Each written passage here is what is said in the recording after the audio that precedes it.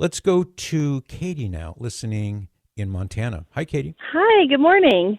Good morning. My husband and I have been married for 14 years.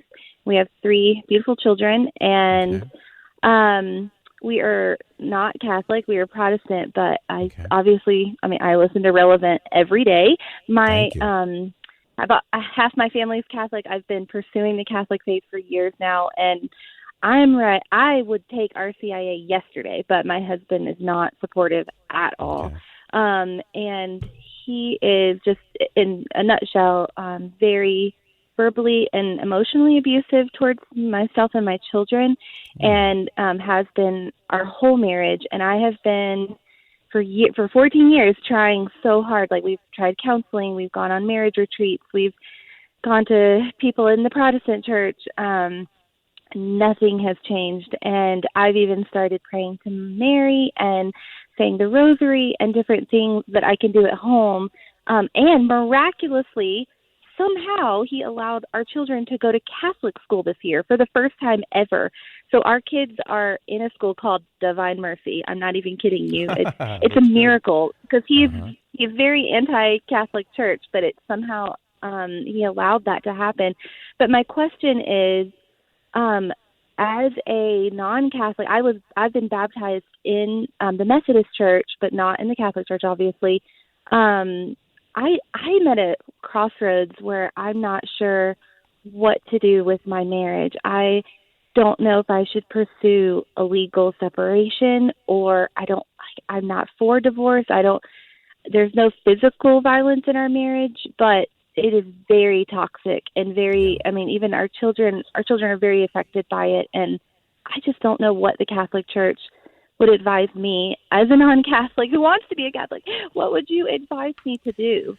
Yeah. This is a difficult situation, and you don't need me to tell you that. I'm sure that, it's got to be Yeah. very hard on you. I'll just offer an opinion, first of all, and that is that any man who verbally abuses his wife, it is akin to physical abuse. It's the verbal equivalent of hitting her. If he's using Yeah. four-letter Yes. words, if he's calling you, I can Yes. only imagine what he's calling you, but I probably could imagine. Yes. That is the Yeah. equivalent of smacking you in the face or punching you or knocking you down, and it's just horrendous, and it's wrong, and it shouldn't happen, and you shouldn't have to go through that. So, word Wow. to the Thank wise, you. guys. Oh, you're welcome. I just want to say this word to all the men out there. Don't curse at your wife. Don't swear at your wife. Don't call her any other words that are unkind, etc. Be polite to your wife, even if you're angry, especially when you're angry, because it's the equivalent of hitting her. And people go to jail for that, and they should go to jail for that. So in your case, Katie, first of all, I'm sorry that you're going through this. I truly am sorry, Thank and you. I wish there was something I could say that would make it better. I know I can't, but you Yeah. have my That's okay. absolute, Thank you. you're welcome. You have my absolute support and encouragement. So what do you do at this point? It seems to me, I'm not like a marriage counselor, so I can't give you bona fide marriage counseling advice. I'm not a therapist. So I Right. can just give you sort of like general ideas. One would Okay. be, one would be on the faith front, continue quietly moving in the direction of the Catholic faith. You don't have to have his permission to do this, especially if essentially, it sounds like he's forfeited his role in a certain sense as the spiritual leader, the spiritual head of the household, because he's attacking his wife verbally. So that doesn't, that doesn't entitle him to, on the one hand, attack you verbally, and on the other hand, tell you what you can and can't do. Not that he should do that in any case. So I would say just keep proceeding in this direction. Keep listening to Relevant Radio. I'm glad to hear that you're doing that. I would Yeah. encourage you to maybe see if you can change his mind about the Catholic Church. Maybe get him a copy of that book I talk about every so often called Surprised by Truth.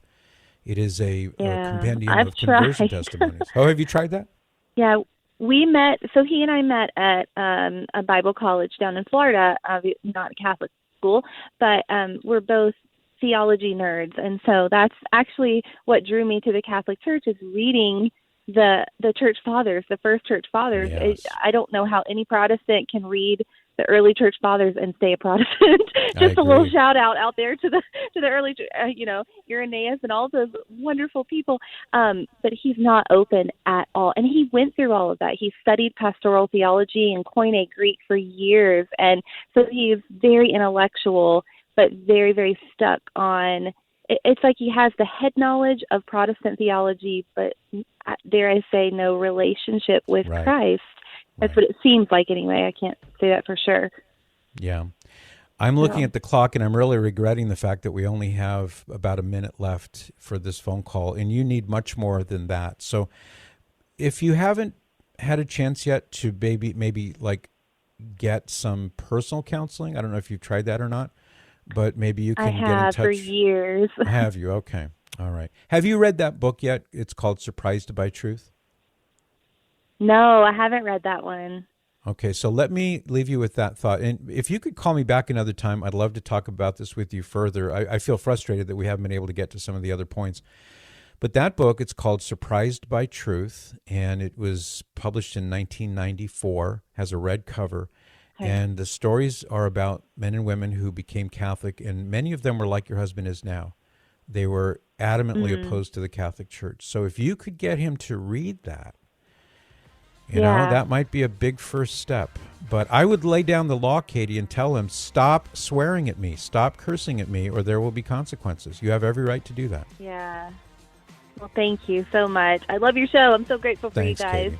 Chin up, and call me back if I can be of further help to you. I appreciate it. We'll pray for you.